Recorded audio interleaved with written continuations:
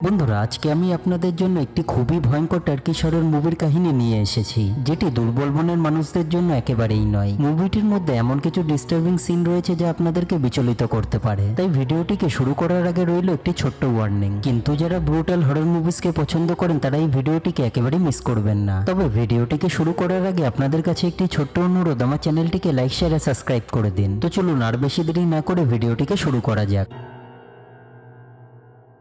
তো বন্ধুরা, কাহিনীটি শুরু হয় টার্কির একটি জনবহুল শূন্যগ্রাম মার্সিতে, যেখানে আরিফ নামে একটি লোক দুটি মেয়ের এক্সোরসিজম করছিল। কিন্তু ঠিক তখনই সে বাড়ির বাইরে বেরিয়ে একটি গভীর জঙ্গলের মধ্যে চলে যায়, যেখানে একটি আওয়াজ তাকে বারবার তাড়া করে বেড়াচ্ছিল। আমার চোখের মধ্যে দেখো, তুমি আমার সাথে যা করেছো তার শাস্তি তোমাকে পেতেই হবে। এরপর আমরা দেখি একটি মা মেয়ের আত্মা তাকে হন্ট করতে শুরু করে, যেখানে মহিলাটি ছিল তার ওয়াইফ এবং বাচ্চাটি ছিল তার মেয়ে হিলাল। এরপর আরিফ একটি বাড়ির সামনে আসে, যেখানে জারা নামে একটি মেয়ে আগুনের সামনে বসে আজব আজব ভঙ্গি করছিল।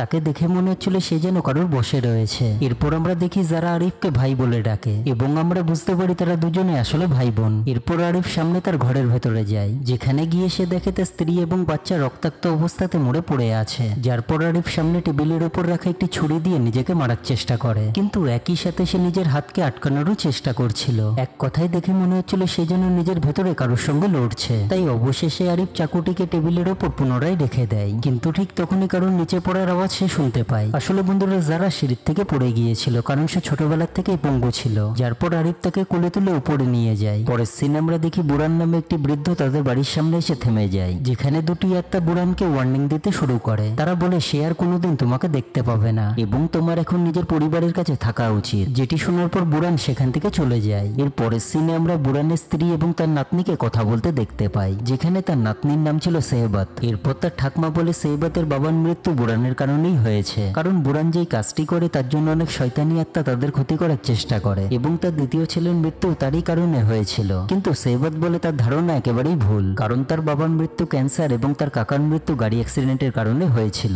পরের সিনে আমরা দেখি তারা দুজনে বুড়ানের অপেক্ষা করতে গিয়ে ঘুমিয়ে পড়ে, কিন্তু মাঝরাতে হঠাৎ জুতোর আওয়াজ শুনে সেহবাতের ঠাকমার ঘুম ভেঙে যায়। যার পর তিনি দেখেন তার পাশে শুয়ে থাকা সেহবাত মুখে কিছু আওয়াজ করছিল, কিন্তু ঠিক তখনই তার চাদর তাকে মুড়িয়ে ফেলে এবং তাকে দমবন্ধ করে মারার চেষ্টা করে। কিন্তু ঠিক তখনই সেহবাত সেখানে চলে এসে তাকে বাঁচিয়ে নেয়, যেটি দেখার পর তার ঠাকমা অবাক হয়ে যায়, কারণ কিছুক্ষণ আগেই তিনি সেহবাতকে পাশে শুয়ে থাকতে দেখেছিলেন। পরের সিনে আমরা জারাকে একটি ঘরের মধ্যে বসে পাগলের মতো আচরণ করতে দেখতে পাই, যেখানে সে বারবার বলছিল দাদার কাছে আসল সত্যটি আমাকে বলতেই হবে, এবং শকিংলি পাশে থাকা একটি স্করপিয়নকে সে খেয়ে নেয়। এক কথায় দেখে মনে হচ্ছিল সেটি যেন তার রোজকার খাবার। পরের সিনে আমরা দেখি আরিফ আবার তার মৃত মেয়েকে দেখতে পাই, যেখানে তার মেয়ে একটি লকেট দেখিয়ে বলে এটি তুমিই আমাকে দিয়েছিলে। যার পর লকেটটি সেখানেই রেখে সে উধাও হয়ে যায়। যার পর আমরা জানতে পারি আরিফ সত্যি এই লকেটটি তার মেয়েকে পরিয়ে দিয়েছিল, তাই সে লকেটটিকে নিজের কাছেই রেখে দেয়। পরের সিনে আমরা দেখি বুড়ান বাড়িতে ফিরে এসেছিল, যেখানে তার স্ত্রী বলে তার ছেলে স্বপ্নে এসে বলেছে তার মৃত্যু কার অ্যাক্সিডেন্টে হয়নি, বরং বুড়ান যে কাজটি করে তার জন্য হয়েছে। এরপর আমরা বুড়ানের আরেকটি নাতনি ইসকে দেখতে পাই, যে তার মা দাদুর সাথে বুড়ানের বাড়িতেই থাকতো, কারণ তার মা এখনো তার স্বামীর মৃত্যুর জন্য বুড়ানকেই দায়ী করে, কিন্তু তা সত্ত্বেও তারা একসাথেই মিলেমিশে থাকে। পরের সিনে আমরা দেখি ইস রাতের খাবার খাওয়ার জন্য হাত ধুতে যায়, কিন্তু ঠিক তখনই সে নিজের মায়ের ডেমনিক ভয়েস শুনতে পায়, যেখানে তিনি বলছিলেন আজ রাতে তোমার বাবাও আমাদের সাথে ডিনার করবেন। যেটি শোনার পর ইজ মৃদু পায়ে হাঁটতে হাঁটতে ডিনার টেবিলের দিকে যায় এবং একটি ভয়ানক দৃশ্য দেখে,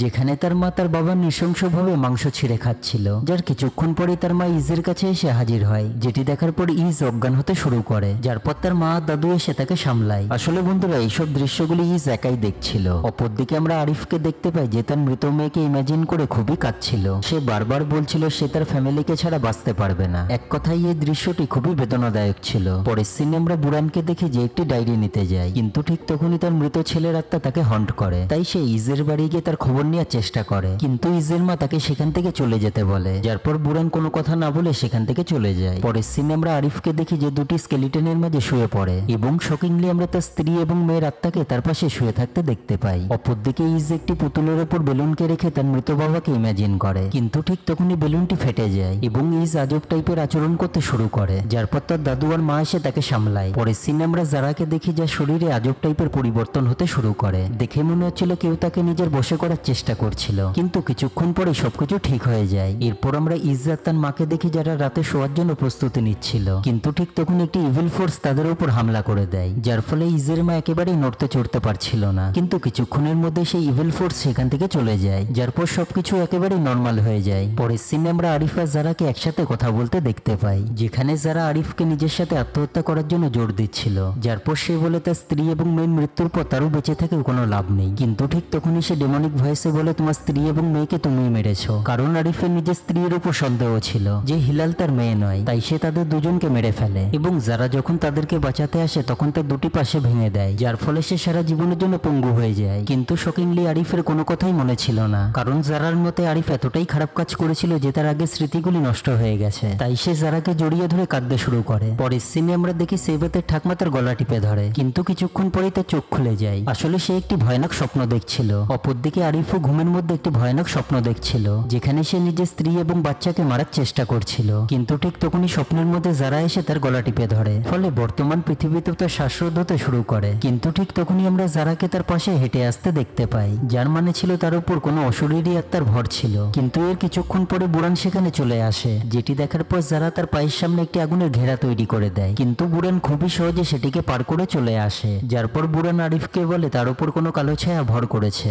এবং তার সাথে ট্রিক করার চেষ্টা করছে। এরপর বুড়ান আরিফের উপর কিছু রিচুয়াল করার চেষ্টা করে, যার পর আমরা আরিফের শরীরে তারই মতন দেখতে একটি ইভেল ফোর্সকে দেখতে পাই। পরের সিনে বুড়ান আরিফকে জিজ্ঞাসা করে এই এন্টিটি তার ভেতরে কিভাবে ঢুকলো। তখন আরিফের গতকাল রাতে দুটি মেয়ের উপর হওয়া এক্সরসিজমের কথা মনে পড়ে, যেটিকে আমরা মুভির প্রথম সিনে দেখেছিলাম। আসলে বন্ধুরা, সেই দুটি আত্মা আরিফকে কথার জালে ফাঁসিয়ে তার সাথে ট্রিক করেছিল এবং তার ভেতরে একটি ইভেল ফোর্সকে ঢুকিয়ে দিয়েছিল। কারণ আরিফ একজন সাইকিক ছিল এবং ইভেল ফোর্সদের হাত থেকে লোকেদেরকে সাহায্য করত। কিন্তু এই ঘটনাটির পর থেকেই তার মনে হতে শুরু করে তার একটি মৃত স্ত্রী এবং বাচ্চা আছে এবং তাদের মৃত্যুর জন্য আরিফই দায়ী। যেটি ভাবার পর থেকে সে প্রতি মুহূর্তে মৃত্যু যন্ত্রণায় ভুগতে শুরু করে এবং তার মনে হতে শুরু করে এই দুঃখ বহু বছর ধরেই তার সাথে আছে। কিন্তু বাস্তবে এই ঘটনাগুলি তার সাথে গতকাল রাত থেকেই ঘটছিল। আসলে আত্মাগুলি আরিফকে কষ্ট দিয়ে মারতে চাইছিল। এছাড়াও শকিংলি আমরা জানতে পারি যারা তার বোন নয়, সে একজন রাস্তার ভিখারি, যাকে সেই আত্মাগুলি নিজের বশে করেছিল এবং যারার মাধ্যমে আরিফকে আত্মহত্যা করানোর চেষ্টা করছিল।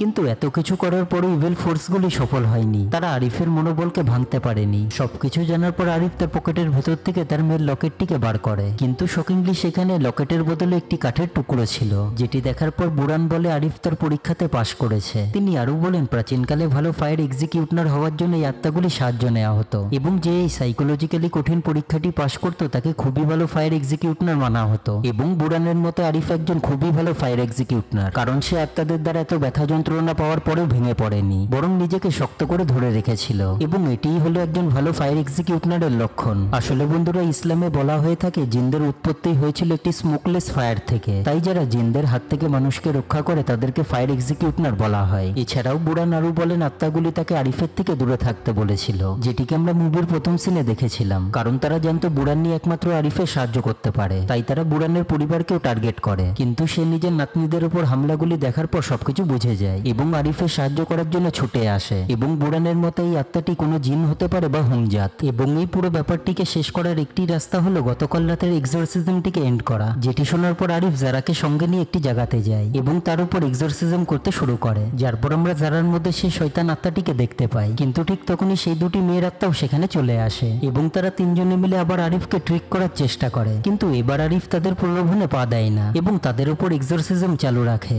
যার ফলে আমরা কিছুক্ষণের জন্য আসল শয়তানটিকেও দেখতে পাই এবং অবশেষে ইভেল ফোর্সটি তাদের তিনজনের শরীর ছেড়ে বেরিয়ে যায়, যার ফলে তারা তিনজনেই একেবারে নর্মাল হয়ে যায়। এবং একই সাথে আমরা বুঝতে পারি আরিফও নিজেকে একজন ভালো ফায়ার এক্সিকিউটর হিসেবে প্রমাণ করেছে। এবং এই অসাধারণ মুভিটি এখানেই শেষ হয়ে যায়। তো বন্ধুরা, যদি আপনাদের ভিডিওটি ভালো লেগে থাকে তাহলে আমার চ্যানেলটিকে লাইক, শেয়ার আর সাবস্ক্রাইব করে দিন, কারণ চ্যানেলটিকে গ্রো করতে আপনাদের সাপোর্ট খুবই জরুরি। তো চলুন, আবার দেখা হবে নতুন কোনো ভিডিওতে। Take care.